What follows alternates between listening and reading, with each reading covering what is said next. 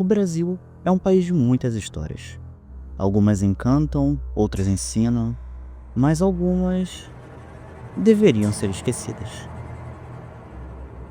Há lendas que sobrevivem não por tradição, mas pelo medo. Criaturas que se escondem nas sombras, esperando no momento certo para se revelar. Você pode não acreditar, mas isso não significa que elas não estejam lá.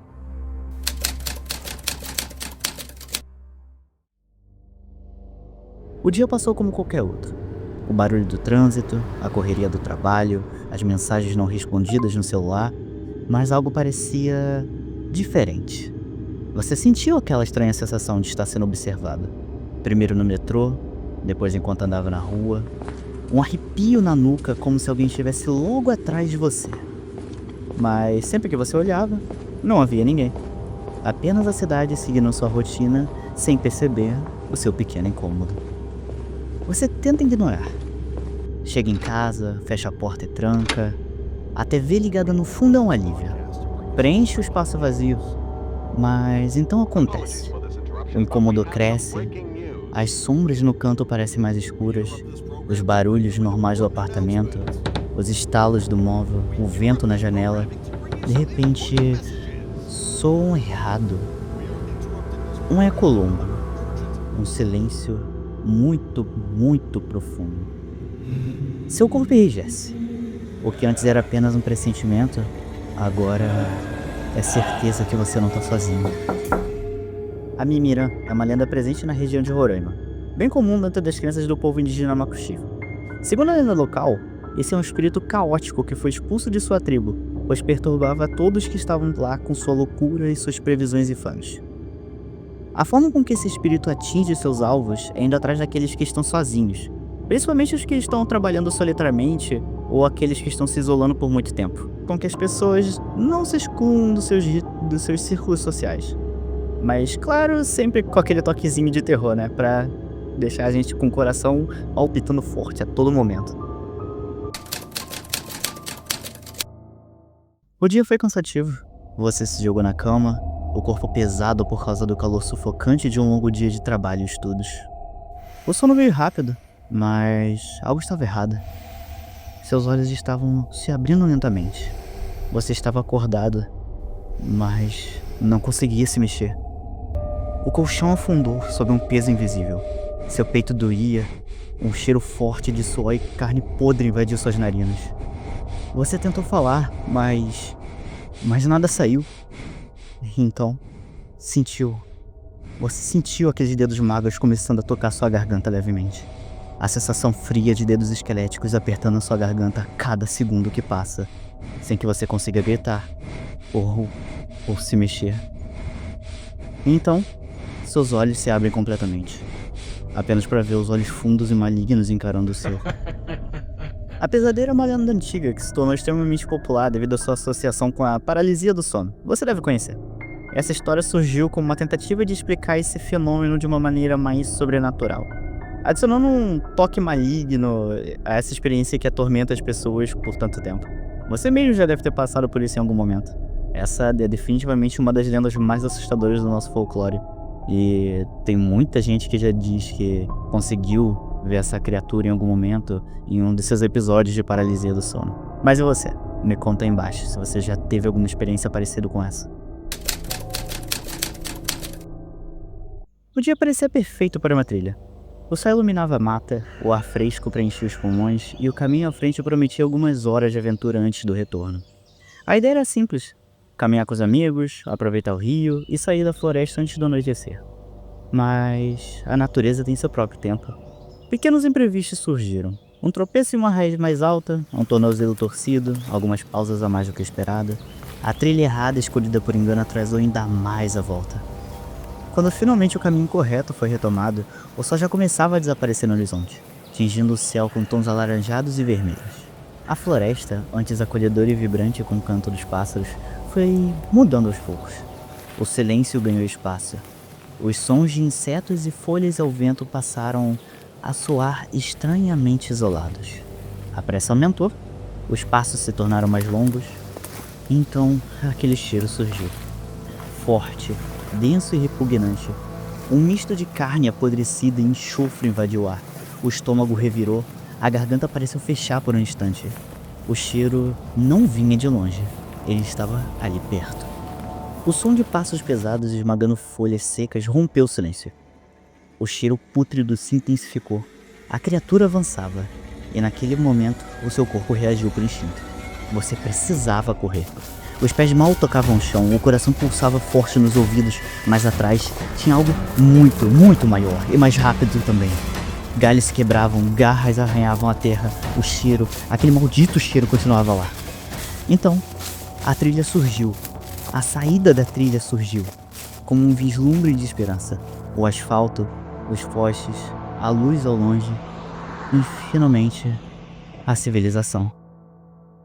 Mas, ao olhar para trás, apenas escuridão entre as árvores, nenhum movimento, nenhuma silhueta, apenas sombras.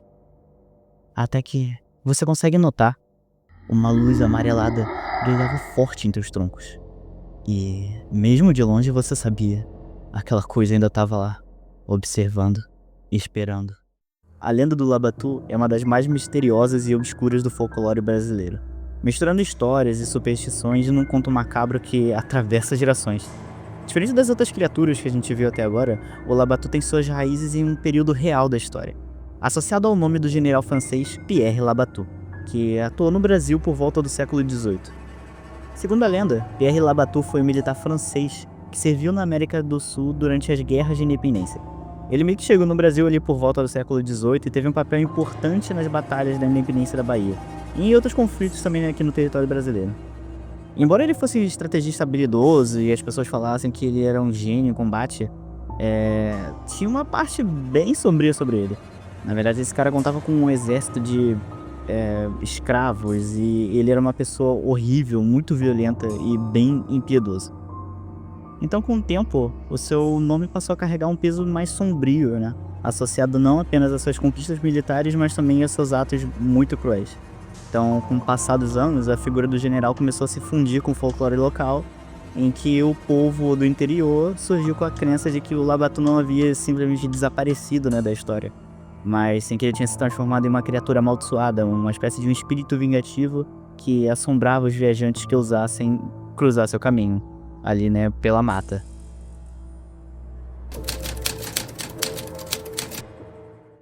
A infância tem um cheiro peculiar.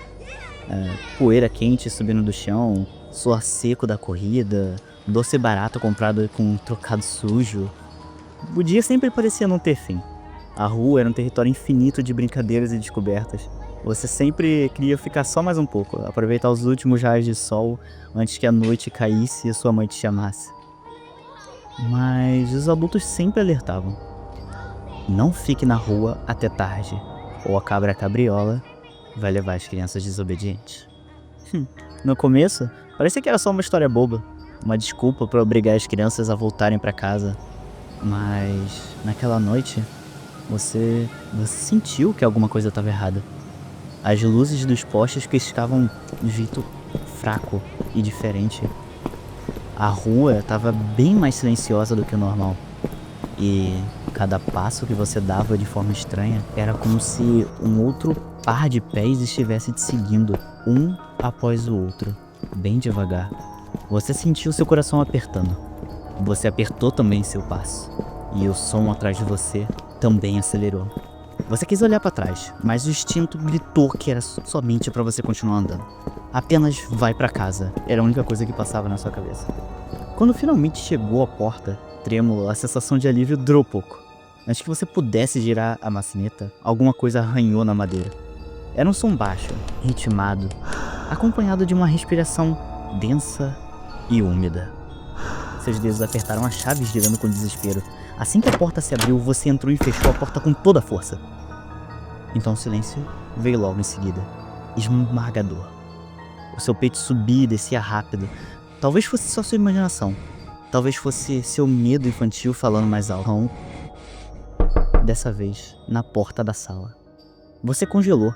Você sabia que não tinha ninguém acordado para te chamar. O medo subiu pelo estômago e os pelos da nuca se arrepiaram. Você não se atreveu a mover um músculo sequer.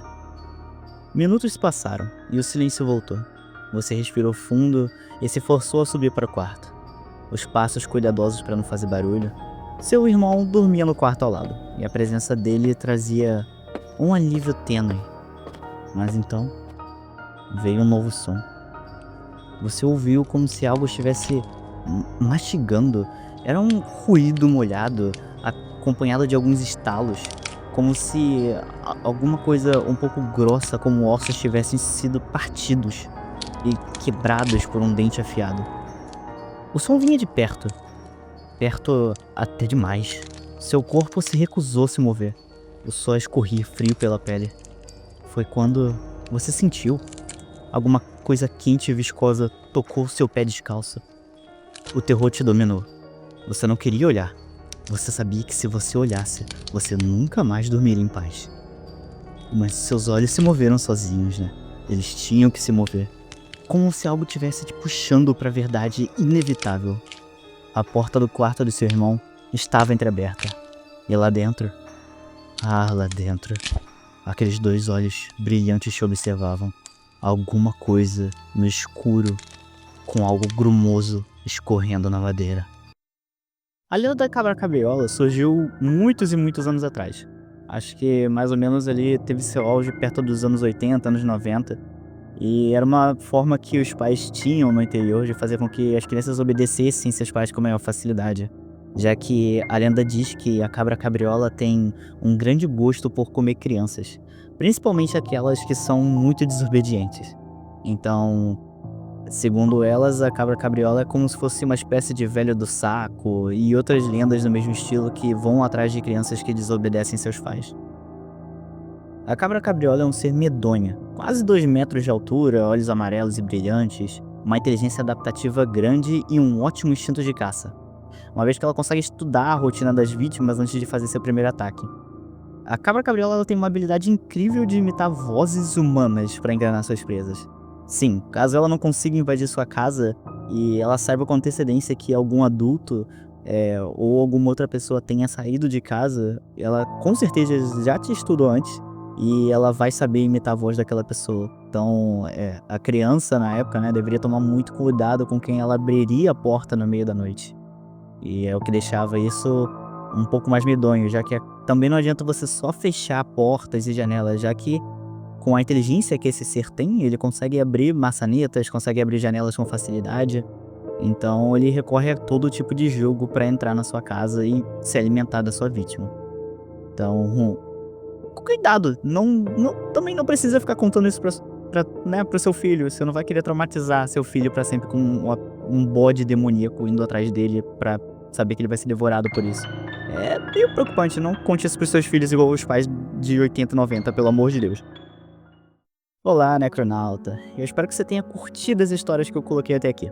E também que você tenha conseguido entender um pouco das origens das lendas que eu contei.